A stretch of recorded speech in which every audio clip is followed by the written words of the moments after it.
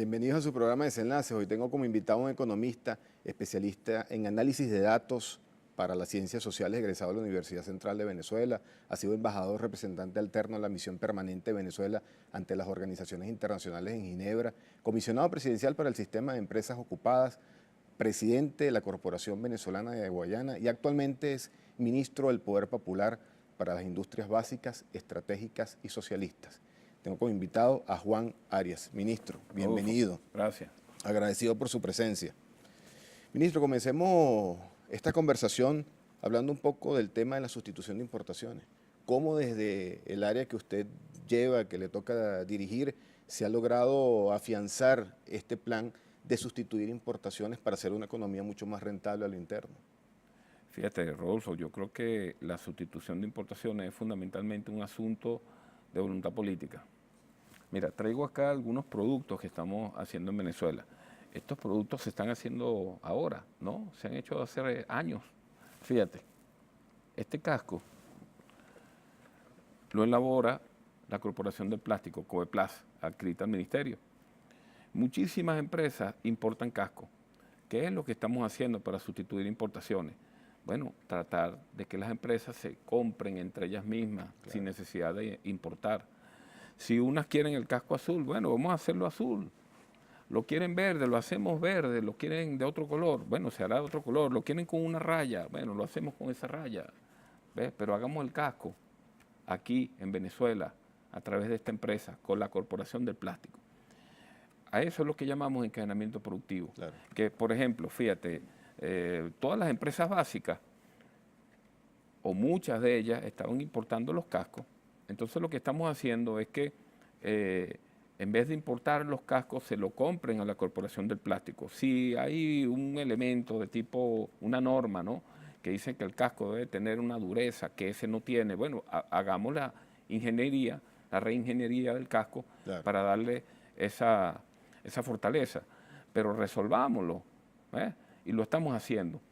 O sea, y esto es un elemento de primera necesidad en el tema de la cualquier industria. Claro. ¿Ves? Entonces, ese es el encadenamiento. Estamos poniendo a las empresas a que se compren, sobre todo, imagínate tú, las mismas empresas públicas, que se compren las unas a las otras, ¿no?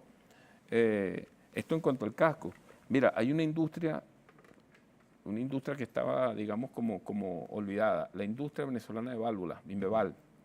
Inveval ha generado millones de dólares de ahorro a Venezuela, tanto a las industrias básicas como a Petróleo de Venezuela. Por cierto, terminaron firmando un convenio con Petróleo de Venezuela muy bueno. Ahora Inveval va a reparar válvulas en el Caribe, a las refinerías nuestras. Eso es excelente, claro, ¿no? Son dólares que se está ahorrando la República. Bueno, ¿qué es lo que hemos hecho allí? Sencillamente articular las empresas. Por eso lo que estamos haciendo es implementar la política industrial de este ministerio, que es lograr el máximo nivel de articulación productiva o encadenamiento productivo entre las industrias, en particular las industrias públicas, en primer lugar, ¿no? Y en segundo lugar, las industrias públicas con las empresas privadas nacionales, no con las transnacionales, no, con las empresas nacionales. Aquí hay cantidad de empresarios nacionales, mira, que aman este país, están haciendo sustitución de importaciones, innovaciones. Hay gente de verdad que quiere Venezuela y le están invirtiendo talento, imaginación y por supuesto recursos financieros. Entonces, con esa gente, bueno, mira, vayamos no solo a la esquina y mucho más allá. O sea, hay todo un país que podemos construir juntos. Claro que sí. Ministro, ¿qué rol dentro de esto que usted nos acaba de señalar toca el tema de las empresas básicas? Bueno, si las empresas básicas no cumplieran con los niveles de producción que necesita todo el aparato industrial, sobre todo industrias medias, intermedias, bueno, entonces se para la economía o tendría serias dificultades, todo habría que traerlo de afuera, ¿eh? Imagínate tú, en la industria de la construcción, si no hay cabilla, compadre, ¿de dónde la sacamos? Tenemos que traerla importada. Hay cantidad de materiales ferrosos que salen o de Sidor o del Complejo Siderúrgico Nacional o otra empresa privada por allí. Esas son 3 empresas que son las que te hacen esos materiales, ¿no?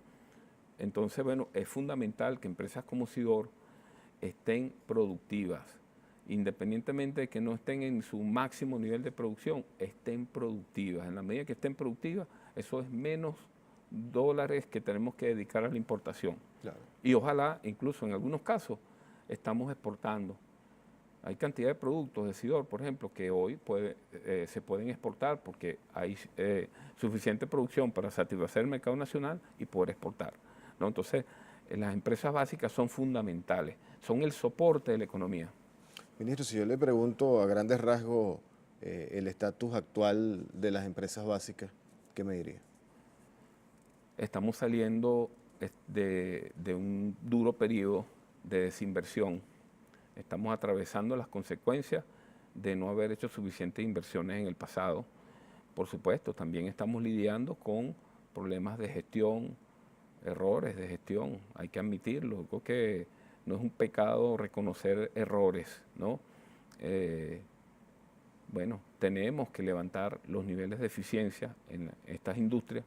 Ha habido también un sindicalismo que no ha ayudado para nada a la eficiencia de estas empresas, porque prácticamente en vez de pedir el fortalecimiento de las empresas, lo que han pedido sencillamente es que las empresas utilicen la mayor cantidad de recursos para financiar demandas de los trabajadores, demandas que no están soportadas en la eficiencia productiva de las empresas. Entonces, bueno, muchas de estas empresas no tienen cifras azules, digamos, fuertes que respalden este nivel de costo laboral. De modo que, bueno, lidiar con problemas financieros, problemas técnicos, fíjate, hay cantidad de equipos que requieren urgente reparación, vale decir, sustitución de partes y piezas, que es en dólares, claro, o sea, o monedas extranjeras, ¿no? Y tú tienes que decidir, o le das a los trabajadores los beneficios que están en el contrato colectivo, ¿no? O invierten en el desarrollo de la planta. Exacto, entonces son dilemas, ¿no? Y bueno, son situaciones complejas de manejar, ¿no? Entonces hemos estado lidiando con eso, hemos logrado un nivel de conflictividad social bajísimo, pero es producto de manejar esto, tú sabes, con mucha mano izquierda, ¿no? Evitando los conflictos laborales, pero por otro lado, tratando de no desatender las exigencias de las plantas. Si tú no inviertes por lo menos lo mínimo para producir, bueno, no va a haber producción. Claro. Y entonces la cosa es peor, porque no solamente es que no vas a tener para darle esos aumentos o beneficios adicionales a los trabajadores, es que para pagar la nómina se te hace difícil. Claro. A mí siempre me ha gustado conversar con usted, porque usted es un tipo muy claro y siempre dice las cosas tal y cual son. Bueno, gracias. Ahora, así como hay clases trabajadoras que se han enquistado durante décadas en las empresas básicas allá en la región de Guayana, también hay una clase trabajadora bien consciente, que se pone al frente junto con su empresa para salir adelante. Eso también hay que mencionarlo. Así es, tengo que hacer reconocimiento. Hay muchas, sobre todo no en las grandes, en las más grandes, en otras empresas medias, tú notas un sindicalismo, yo diría, más propio de estos tiempos, ¿no? Fíjate, hay un sindicalismo que definitivamente es el mismo sindicalismo viejo, digamos, de los partidos del viejo estatus, ¿no? Me refiero a Acción Democrática COPEI, que sigue vivo. Algunos se cambiaron el color de la boina y tienen boina roja o tienen otro color, ¿no? Pero en cuanto a las prácticas, son prácticas viejas, ¿no? Esto tenemos que revisarlo, esto son cosas que tenemos que discutirlo y sobre todo entre revolucionarios, claro, ¿no? Y bueno, tú te encuentras también que hay un sindicalismo preocupado por cómo hacer para resolver los problemas técnicos de la empresa, cómo resolver los problemas de la producción, cómo imbricarse con los problemas de las comunidades, ¿no? De manera que no estén solamente pensando en cómo exprimirle al patrono, al Estado patrono. O sea, es una locura, ¿no? Un Estado que es un Estado revolucionario, un patrón que no es patrón, o sea, las empresas son del Estado, por supuesto, pero si tú ves quiénes son los que están dirigiendo las empresas, son trabajadores, incluso algunos son militares, pero ese militar que es un patrón, un empresario, no, es un trabajador también, claro. Solo que es de las Fuerzas Armadas, claro, ¿no? Entonces manejan un discurso como que si la lucha es de clase, de patronos, ¿no? Y trabajadores. Entonces, ¿a quién estás poniendo de patrono? Al Estado revolucionario. Este tipo de incongruencias las tenemos, ¿no? Pero así como las tenemos, también tenemos otro, yo no diría sindicalismo, yo diría una clase trabajadora consciente que está entendiendo, por un lado, el momento político, que entiende que los trabajadores somos poder y que los trabajadores tenemos una responsabilidad que no la podemos dejar perder. Aquí debemos... Y la coyuntura económica en la que estamos también. Por supuesto, muy frágil. Claro. Entonces, aquí tenemos todo que trabajar en función de estabilizar el gobierno revolucionario, estabilizar la producción, porque si no hay un nivel de producción suficiente para satisfacer la necesidad del pueblo, la situación fomenta la especulación. O sea, la escasez de productos te genera un clima ideal para los especuladores. Claro. Entonces, ¿cómo tú combates eso? Produciendo, tiene que haber suficiente oferta de bienes y servicios, ¿no? Entonces, hay muchos trabajadores conscientes de esto y que las exigencias laborales deben venir como consecuencia de los incrementos en la producción, ¿ves? La producción y la productividad. Entonces, bueno, tenemos un sindicalismo, llamémoslo así, un sindicalismo, o mejor dicho, un movimiento obrero cada vez más consciente, más reflexivo y verdaderamente comprometido con los tiempos, no apegado al pasado, con prácticas, mira, novedosas, o sea, incluso están fomentando la recuperación de equipos. En vez de llamar a asambleas en los portones, no, son viejas prácticas, ¿no? Sin negar que algunas asambleas puedan ser muy buenas, ¿no? Fomenta más bien reuniones de trabajadores para ver cómo recuperan máquinas, ¿ves? Cómo recuperan máquinas con el talento de los mismos trabajadores, incluso de varias empresas. Vamos a organizarnos y nos reunimos este fin de semana para ayudar a la empresa tal que tiene la máquina X parada por un asunto mecánico o eléctrico, ¿no? Entonces, bueno, hacen una especie de, como decíamos en el barrio, un ventetuno, pero no musical, sino productivo. Entonces, bueno, la información, los conocimientos de varios, del área eléctrica, mecánica, etcétera, se combinan y se salen soluciones fantásticas. Ellos lo llaman batallas productivas. Qué bueno. ¿Ves? Estamos batallando, pero ¿con quién? ¿Con cuál enemigo? O el enemigo tecnológico, el enemigo productivo. Así es. ¿Ves? Entonces, sí, hay una Venezuela palpitante, emocionante, bellísima, que está allí, que pasa erguida, ¿entiendes? Socavando escombros muchas veces, ¿no? A una Venezuela que yo le apuesto. Hay gente bella, gente creativa, gente que quiere este país, que está produciendo con las manos y con mucha creatividad y compromiso. Y una cultura diferente. Sí. Ministro, debo hacer una pausa y al regreso quiero que hablemos no tan solo del tema de la sustitución de importaciones para ahorrarle al Estado una cantidad de divisas enorme, sino también que en las empresas básicas se están generando divisas. Sí. Quiero que hablemos de eso al regreso del corte. Si usted quiere interactuar con nosotros, hágalo a través de nuestras redes sociales, Desenlaces TV en Twitter, Desenlaces TV en Instagram. Ya venimos.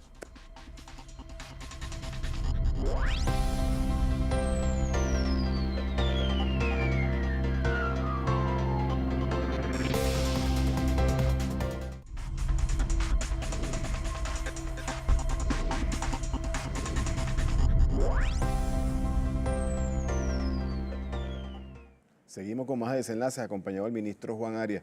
Ministro, comentamos en el bloque anterior que no tan solo desde las empresas básicas se ha impulsado el tema de ser una Venezuela sustentable, ahorrando divisas, sí, sino que también hay un plan para generar divisas.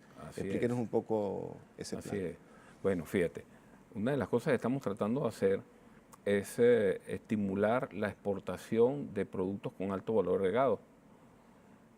Y lo hemos venido logrando.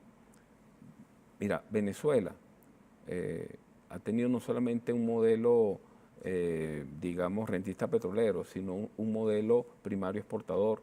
Y esto viene de la colonia. Primero exportábamos algunos productos agrícolas, ¿no? El café, el cacao.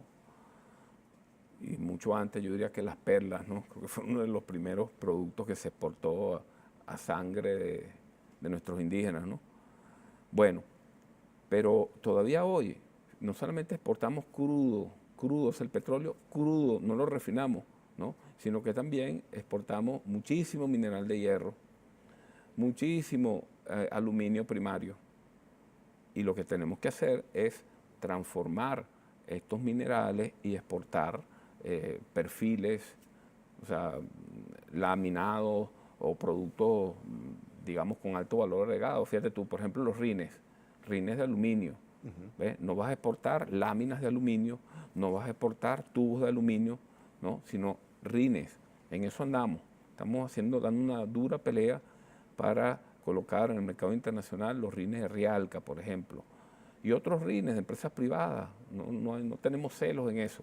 ¿Ves? De manera de que no sigamos exportando aluminio primario, ¿no?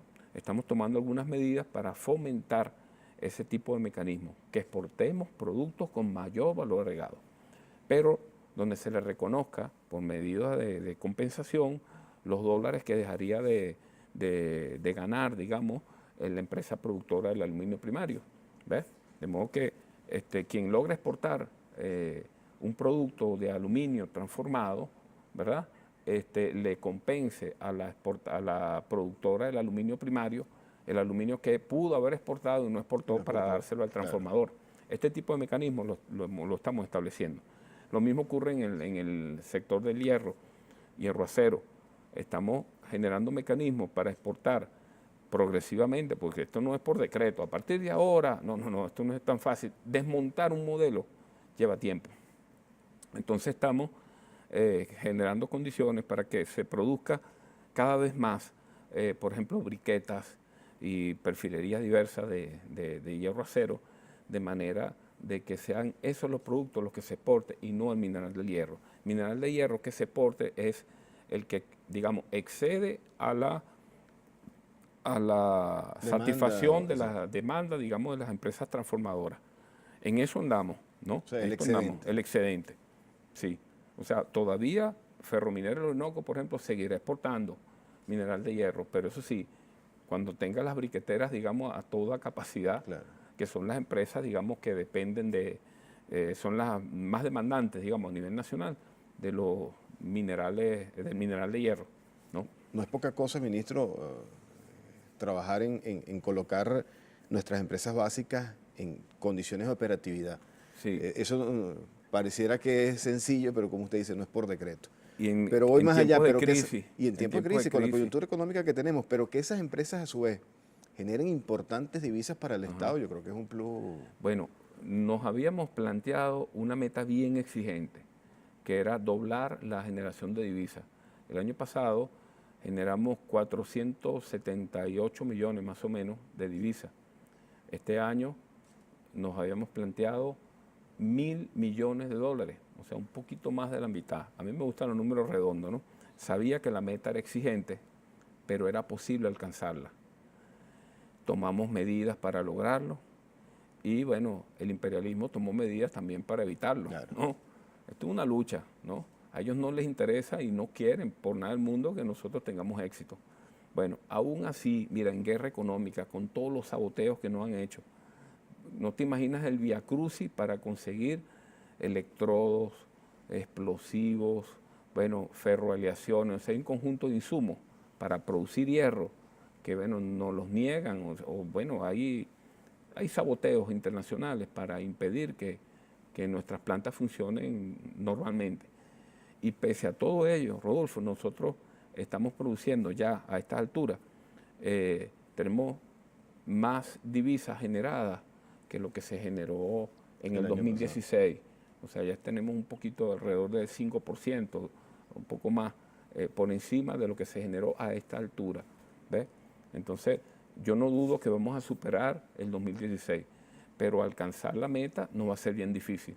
Ya lo sé. Claro. O sea, vamos con todo, vamos a echar el resto en este último trimestre, pero creo que vamos a superar el 2016 probablemente entre un 30 y un 50% en generación de divisas.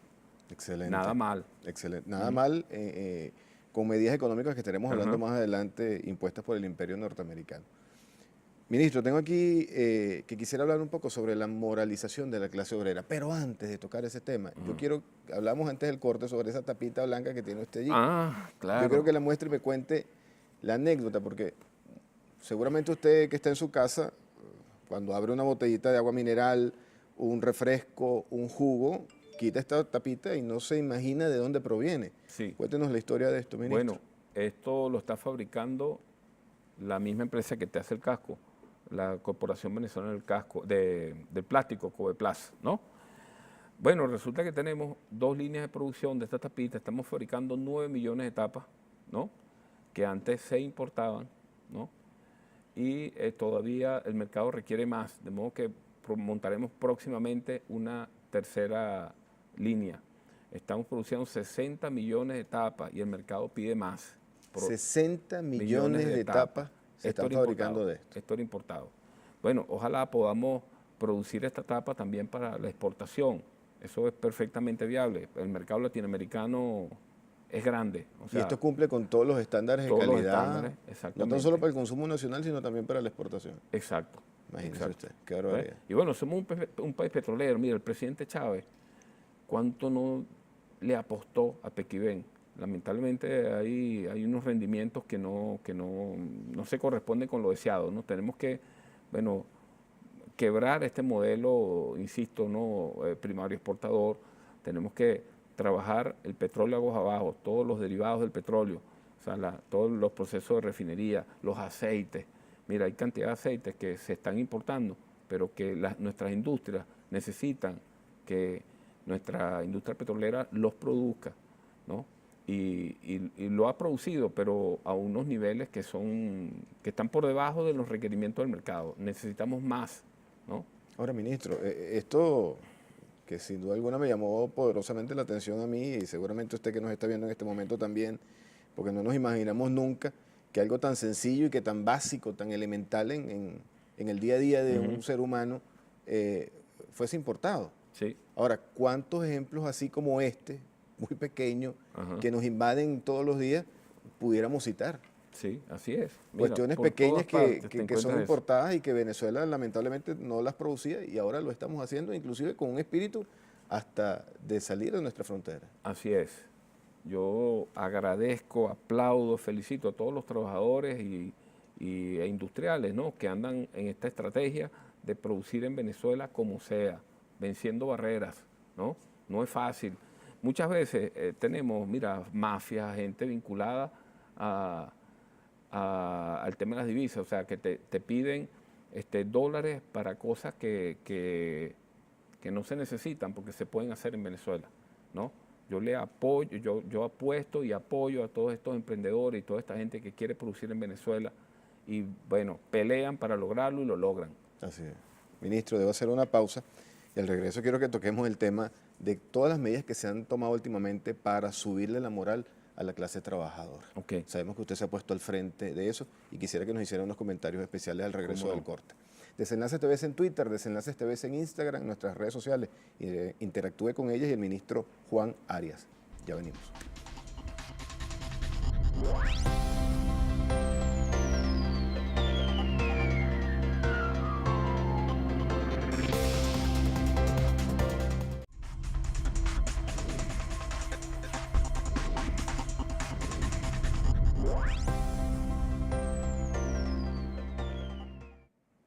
Estamos de vuelta en su programa Desenlaces con el ministro Juan Arias. Ministro, antes del corte hablábamos sobre las diferentes propuestas donde usted se ha puesto al frente para elevar la moral de la clase trabajadora. Ok. ¿Qué cosas hemos hecho? Fíjate, creo que una de las estrategias, pues son varias estrategias, ¿no? Una de las estrategias más exitosas es la de escoger de la fila de los trabajadores los presidentes de empresas, ¿no? Mediante procesos de consulta. ¿Ha sido bueno el resultado de eso? ¿Ha sido bueno? Excelente. Hay unos donde las consultas son amplias, digamos, ha sido en asamblea, abierto, otros son consultas en grupos focales, ¿no? O sea, todo depende de las características de la empresa, ¿no? Entonces, fíjate, gracias a ese método escogimos en Madre del Orinoco a un trabajador que era un líder productivo, no era un líder sindical, un líder productivo. Los trabajadores lo reconocían como un muchacho que tenía mucho carisma y que gracias a él se había recuperado del aserradero del Madre del Orinoco, allá en el Bosque Uberito. Bueno, les pregunté a los trabajadores, ¿quién de ustedes está en capacidad de asumir esto? ¿Quién cree usted que puede asumir esto? Bueno, y al unísono, Jan Urdaneta, bueno, a ese compañero lo nombré presidente de Mar del Orinoco y posteriormente presidente de la corporación forestal, que es una corporación que tiene las empresas madereras, pero también las de pulpa y papel, o sea, pulpa y papel. Hay una empresa de pulpa y papel que está en construcción, que es Pulpaca. Pulpaca, correcto. Aspiramos dentro de un año a estarle inaugurando. Bueno, en muchas empresas ha sido así, por cierto, hemos fomentado el tema de género, ¿no? Cuando tomé este ministerio, el presidente me nombra ministro en una situación donde el 5% de las empresas de este sector, ¿no?, eran mujeres, solo el 5% presidían empresas. Bueno, ya superamos el 35%. Ha habido resistencia, que este sector es muy machista, ¿no? Pero bueno, ahí están los resultados. Me atrevería a decirte incluso que los niveles de producción de las empresas dirigidas por mujeres es mayor a al resto, al dirigida por hombres. No tengo por qué congraciarme con ellas, ¿no? Estoy buscando equilibrio, ¿no? Pero me parece, por justicia, las mujeres están en las mismas condiciones. Es más, chico, tú vas a un acto de grado a nivel universitario, y no desde ahorita, hace 3 décadas, y las mujeres nos están ganando. Sí, claro. Son más las mujeres profesionales que los hombres. Entonces, ¿por qué así. no le damos cargo de dirección, por lo menos en condiciones de igualdad? Porque te garantizo que hay más mujeres que hombres, más mujeres ingenieras que hombres o abogados, o sea, profesionales, ¿no? Hay mujeres muy bien preparadas, entonces, ¿por qué no pueden asumir los cargos directivos, ¿no? Entonces, esto es el primer elemento. Otro elemento importante es que hemos incorporado en la Junta Directiva a trabajadores. Esto es un viejo reclamo de la clase trabajadora, oye, que no están en la Junta Directiva. Entonces, estamos colocando también representantes de los trabajadores en la directiva, representantes del Poder Popular, trabajadores y comunas, ¿no? Y también hemos incorporado a las directivas de las empresas de la cadena productiva, o sea, empresas de la parte de arriba de la cadena, vale decir, las que te venden insumos o materia prima, y de la parte de abajo de la cadena, vale decir, las que te compran tu producción. Entonces, en este formato están en la Junta Directiva la gente interesada en que la empresa funcione. Claro. O sea, sus trabajadores, los vecinos, las empresas que le venden y las empresas que le compran. La fórmula está funcionando. Hay unos niveles de participación, se respira un ambiente diferente, ¿no? Bueno, ahí vamos, ¿no? Yo creo que especialmente ha sido importante el tema de la incorporación de las mujeres en la Junta Directiva. Otro asunto importante que estamos haciendo es que producto de o sea, estamos fomentando el punto y círculo. Correcto. Entonces nos hemos metido en las comunidades. Por ejemplo, en Guayana, las empresas no solamente las hemos estado levantando del portón hacia adentro, sino también del portón hacia afuera. Hay una historia, digamos, de participación de las empresas básicas en el desarrollo de las ciudades, en el bienestar de toda Guayana, que no podemos perder. Y es lo que hemos hecho. Por cierto, ahí estuvo a la cabeza de este proceso Justo Noguera. Fue mi viceministro, ¿ves? Lo tenía prácticamente como viceministro de Guayana. O sea, coordine las empresas usted, mayor general. Y él estuvo asumiendo este rol. O sea, sacamos las empresas a hacer trabajo de bacheo, de recuperación de semáforos, de plazas, ¿no? De parques. Hay unos parques preciosos. ¿Y quién los recuperó? Benalún. ¿Quién los recuperó? Alcázar. ¿Me explico? Sidor. Los hospitales también, escuelas. Tenemos alrededor de 86 escuelas que fueron refaccionadas, ¿no? Recuperadas con el apoyo de las empresas básicas. Los hospitales también, los CDI. Fíjate, tenemos un convenio con Farmapatria.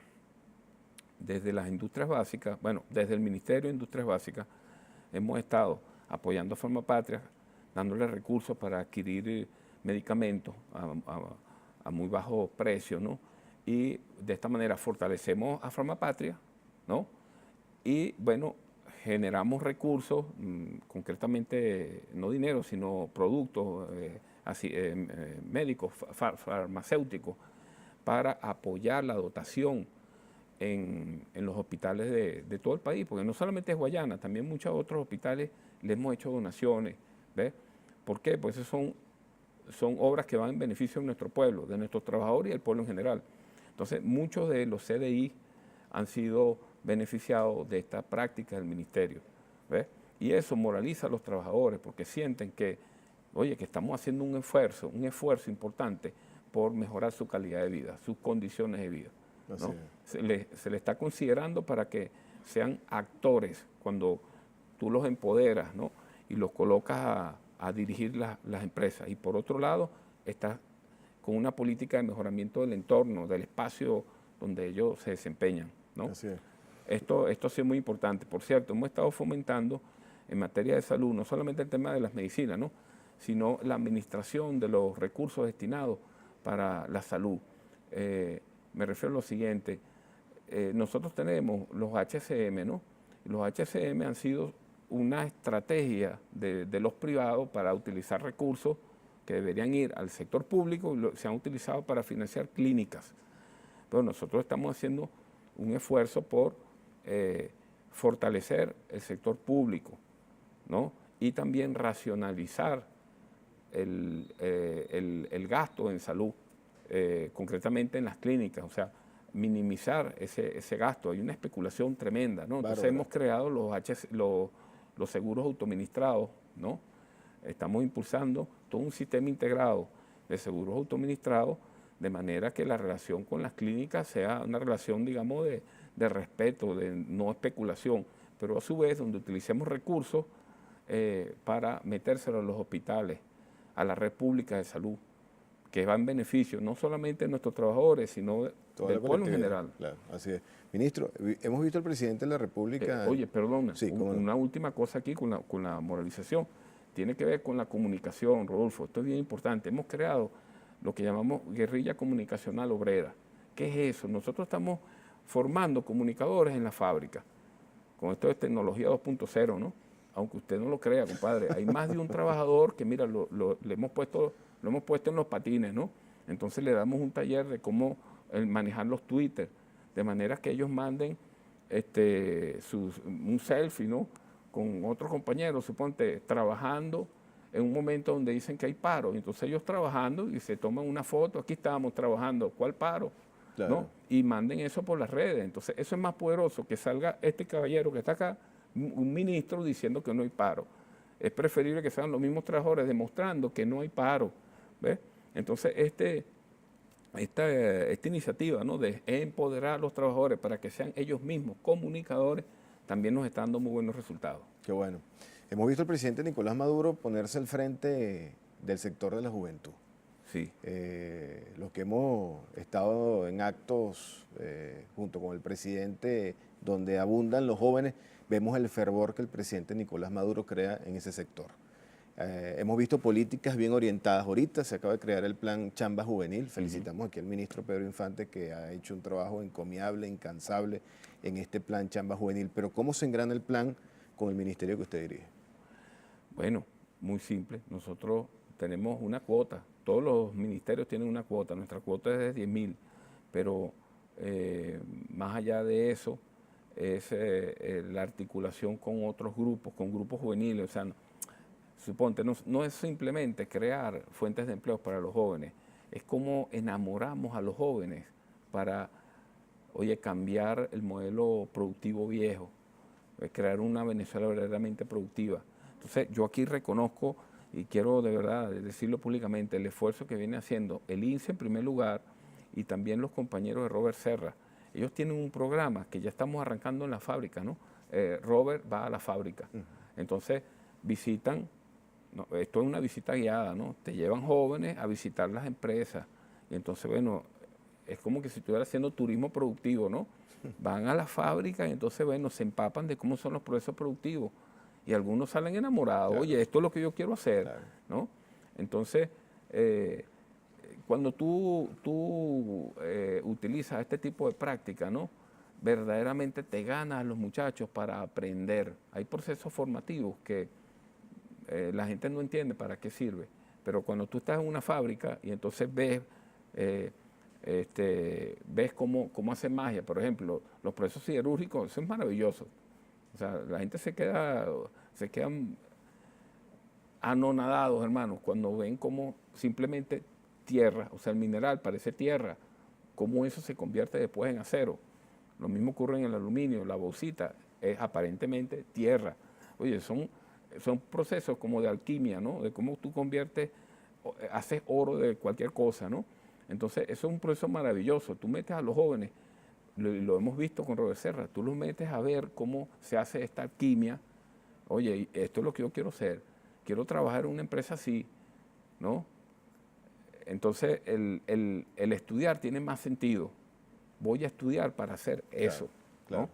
Entonces, bueno, sigan adelante. Los compañeros de Robert Serra cuentan con las industrias básicas, las industrias intermedias. Vengan para acá.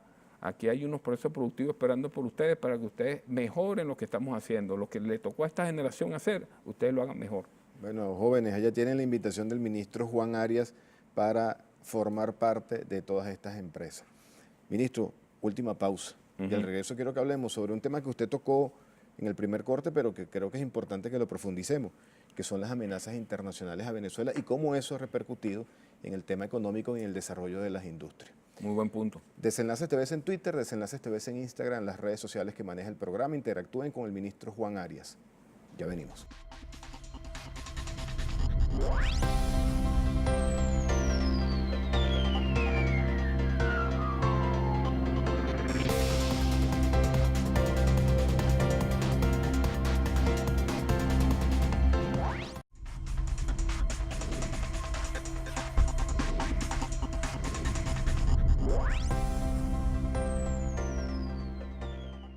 Hemos llegado a la parte final de su programa Desenlaces, pero todavía nos quedan temas muy importantes que abordar con el ministro Juan Arias.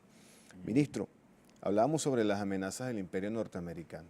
Muchas veces se dijo cuando el presidente Chávez, que Dios lo tenga en la gloria, siempre decía que el imperio norteamericano se había convertido en una amenaza real. Ya no era un tema discursivo ni algo que pudiéramos imaginar, sino que era realmente una amenaza latente a la tierra, al pueblo venezolano. Vimos al presidente Donald Trump ya hablando de una posible intervención extranjera, tomando medidas económicas severas contra el gobierno venezolano, castigando inclusive sin ninguna justificación a miembros del gobierno venezolano. Hemos visto que esto también se ha replicado en otros países. Canadá tomó medidas similares a las que tomó el gobierno norteamericano contra funcionarios, altos funcionarios de nuestro gobierno. Vaya desde aquí nuestro apoyo, nuestro abrazo, nuestra solidaridad ante esa calumnia, ante esa infamia que se ha querido hacer ver contra nuestros funcionarios. Pero estas medidas económicas sin duda alguna tienen alguna repercusión en el tema de las industrias. Claro. Explíquenos un poco para aclararle a la audiencia en qué se traduce esto. Bueno, un pequeño comentario. Ya Estados Unidos no nos está amenazando, nos está agrediendo. Así es. Son agresiones. Así es. Fíjate, ataques, pues. Esto nos está perjudicando para establecer relaciones comerciales con cantidad de empresarios norteamericanos, europeos. Bueno, fíjate, ¿cómo podemos vender ahora en dólares con esta locura agresiva en la que ha entrado el gobierno norteamericano? Bueno, tenemos que mudarnos, tenemos que usar otras monedas. De allí estas iniciativas, ¿no?, que ha tomado el presidente. El presidente ha tenido que ser muy creativo acá, ¿no? Y entonces, bueno, nos está dando unas instrucciones a todos. Utilicemos otras divisas. Y bueno, si bien esto está perjudicando especialmente a empresarios norteamericanos, europeos, yo creo que le está generando oportunidades a muchos otros empresarios de Asia, de Oceanía, De Europa. de la misma Europa, de África. ¿Por qué? Porque, fíjate, mucha gente ha estado cuestionando que el dólar no tiene ningún respaldo, ¿no? ningún respaldo, no está respaldado en oro. Bueno, sí tiene respaldo bélico, o sea, está respaldado en el poder imperial, pues, o sea, poder militar norteamericano, que te pueden someter por la vía de la fuerza, ¿no? Bueno, mucha gente ahora no va a usar el dólar y nos van a comprar el aluminio, el hierro, lo que nos han estado comprando, bueno, mira, en yuanes, en euros, y los europeos están de acuerdo, ¿no? Porque nada raro tendría que, bueno, nada raro sería que los europeos también se plieguen a estas posiciones norteamericanas, ¿no? Entonces, bueno, podemos trabajar en otras monedas, ¿no? Y esto va a ser muy positivo para, bueno, para empresarios de otras partes del mundo y muy positivo para Venezuela. Yo Pero creo eso al que, mismo tiempo nos genera como una independencia internacional de Venezuela. claro, mira, claro que sí, claro que sí. Podemos usar renminbi, podemos usar monedas, pues, de diversos países, ¿no? Que tengan reconocimiento internacional. Fíjate, nosotros hoy estamos siendo muy soberanos en materia comercial. Tenemos relaciones muy francas con países de todas partes del mundo y las condiciones están dadas precisamente para que quebremos el monopolio del dólar. Mucha gente está ganada a hacerlo y esto lo que se ha convertido es como un detonante, ¿no? Bueno, nos forzaron, digamos, a quebrar el monopolio del dólar. De modo que nos mudamos, ¿no?, a una cesta de monedas, vamos a usar distintas monedas y clientes diversos. Vamos a diversificar nuestra cartera, nuestro portafolio de productos y de clientes. Eso no sería nada malo, eso nos da más estabilidad. Por cierto, hay un mundo inmenso, ¿no?, allá afuera, que no es el norte. El sur también existe, claro, como decía Benedetti. La burguesía venezolana, sobre todo la oposición venezolana, siempre ha tenido ojos para mirar hacia Estados Unidos. Mira, en Asia y en Oceanía hay un montón de países, hermanos, que le roncan los motores con un aparato industrial poderoso y que requieren de alianzas estratégicas con Venezuela. ¿Tú crees que no lo van a hacer? Con toda seguridad van a desplazarse muchos capitales de esa zona para acá. De modo que bienvenido. El que quiera trabajar con nosotros, bienvenido. Yo creo que lo que nos depara, digamos, el cortísimo plazo, bueno, es un poquito de dificultad porque las transiciones tienden a ser un poco complejas, ¿no? Pero en cuestión de meses vamos a ir estabilizando unas relaciones con nuevos clientes. Yo le apuesto a eso y vamos a ganar en soberanía, en estabilidad. Y de repente conseguir mercados que no nos habíamos pensado en que los bienes venezolanos pudieran llegar hasta allá. Exacto, hacia allá vamos a diversificar nuestro portafolio de clientes. Así es. Ministro, pero también hay una respuesta efectiva del gobierno nacional hacia estas agresiones económicas. Hay una cantidad de leyes ahí, la Asamblea Nacional Constituyente, sí, trabajando para precisamente blindarlas, y leyes que de alguna manera están relacionadas con el ministerio que usted dirige. Sí, perdón, me olvidé señalar que hay afectaciones fuertes a nivel industrial que tienen que ver con la adquisición de algunos insumos, algunos repuestos, ¿ves?, que son, por ejemplo, tecnología norteamericana. Claro. Bueno, entonces no le da la gana de vendernos unos repuestos que son Made in USA. Bueno, ¿saben qué? Los fabricaremos con el talento venezolano, haremos ingeniería reversa, como sea, pero vamos para adelante. A nosotros no nos va a arrodillar nadie, ¿ves? Y hay, bueno, tecnología de otros países, ¿ves?, que será bienvenida. Pero Venezuela es un país soberano y está apostándole a la soberanía productiva y lo vamos a lograr. Así vamos con dificultad, digamos, pero así son las victorias, por lo menos las victorias que a mí me gustan, son las victorias peleadas. A mí no me gusta que nos regalen nada, a mí me gusta que las cosas sean a través de que hay que sudárselas, pues. Entonces, nada, Venezuela yo la veo brillando sobre una loma, Así es. erguida. En tiempos de constituyente, ministro, La respuesta del Gobierno Nacional y de la Asamblea Nacional Constituyente a estas agresiones no se ha hecho esperar. ¿Cómo se articula el trabajo del Ministerio con las decisiones que ha tomado la Asamblea Nacional Constituyente? Bueno, hay un trabajo que ya estamos haciendo, ¿no?, de articulación con los constituyentistas, donde bueno, vamos a hablar de cómo construir el nuevo modelo económico no rentista, ¿no? Ya hay unas conversaciones que se están iniciando. Esto va a ir cobrando fuerza, ¿no? Hay un conjunto de leyes económicas que aprobó el presidente, ¿no? Se las presentó a la Asamblea Nacional Constituyente y la instrumentación pasa por reuniones entre los constituyentistas y actores. Entre esos actores están los ministros, claro, ¿no?, del área económica. Entonces, bueno, yo pronto estaré seguramente invitado por la Asamblea Nacional Constituyente para exponer ideas de cómo estamos impulsando diversas iniciativas, por ejemplo, para transformar el modelo económico petrolero y cómo impulsar el desarrollo industrial venezolano. Ministro, cuando usted llegó hoy aquí, veníamos hablando, antes de iniciar esta amena conversación, sobre que en tiempos de crisis siempre el venezolano se crece. Hay una innovación, el venezolano siempre sale adelante en tiempos de dificultad. ¿Qué ve Juan Arias para cerrar este año? ¿Qué veo? Veo sustitución de importaciones en muchas áreas, producto de la inventiva del venezolano, en diversas áreas, ¿no? Y veo un pueblo progresivamente más unido para enfrentar esas situaciones difíciles. Y veo, por supuesto, un escenario político regional rojito.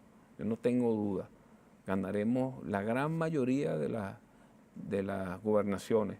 ¿Por qué? Porque hay un pueblo que se siente engañado por aquellos que dijeron, voy a acabar las colas, vota por mí y se acabarán las colas. Mentira, no están interesados en hacer nada para el pueblo. De hecho, ganaron la Asamblea Nacional.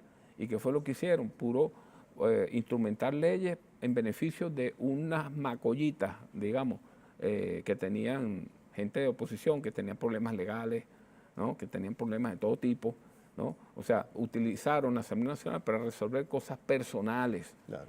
Pero la cola, los problemas económicos del país, les resbala. Entonces, los que hemos estado peleando por resolver los temas de esta guerra económica tan dura que tenemos, los que estamos resolviendo problemas estructurales, porque hay muchos problemas económicos que no son de ahorita, ¿vale? Hay problemas estructurales que tienen 40 años, ¿no? Bueno, los que estamos haciendo eso somos nosotros, los bolivarianos. Y gente que es bolivariana y no lo sabe. Hay gente dentro de las filas de la oposición, que no son, por supuesto, los que fungen de líderes. No, gente de a pie, digamos, venezolanos normales, que, bueno, lamentablemente no nos lo hemos sabido ganar y no están en esta fila, pero son unos patriotas, son bolivarianos y no lo saben. ¿Ves? Bueno, esa gente está trabajando, haciendo estas innovaciones, ¿ves?, y apostando a la Venezuela en la fábrica, en todos lados, ¿ves?, con mucha creatividad. Esa es la Venezuela hermosa, la Venezuela que lucha, que trabaja. Esa es la Venezuela que yo creo que va a dar la pelea por construir una Venezuela para todos. Estamos apostándole a la paz con esos mismos venezolanos, ¿ves?, y la estamos ganando. Por eso ese sector de la oposición enloquecido que llama hasta intervenciones militares, se van a quedar solitos, en polvo cósmico se van a convertir. ¿Cada vez el pueblo está más claro de eso? Yo creo que sí. Votaremos el 15 y allí podremos hacer las evaluaciones. Yo le apuesto a una aplastante victoria de las fuerzas bolivarianas, de los que queremos patria, los que queremos paz. Así es, yo creo que no hace falta decir más nada. Todo quedó absolutamente claro. Muchas gracias, ministro, por su explicación siempre clara y siempre directa y precisa. Le agradezco, usted es su casa, TVG es su casa y Desenlace de manera especial. Cada vez que quiera venir a exponer algún tema, estaremos aquí para recibirlo. Como diría el jefe, ¡familia! Así es, así es. Señores, gracias a ustedes por la interacción que han tenido en nuestras redes sociales, Desenlaces TV en Twitter, Desenlaces TV en Instagram. Toda historia tiene su desenlace. Vimos el desenlace de esta historia de la mano del ministro Juan Arias. Nosotros nos vemos en una próxima entrega. Agradecido. Gracias.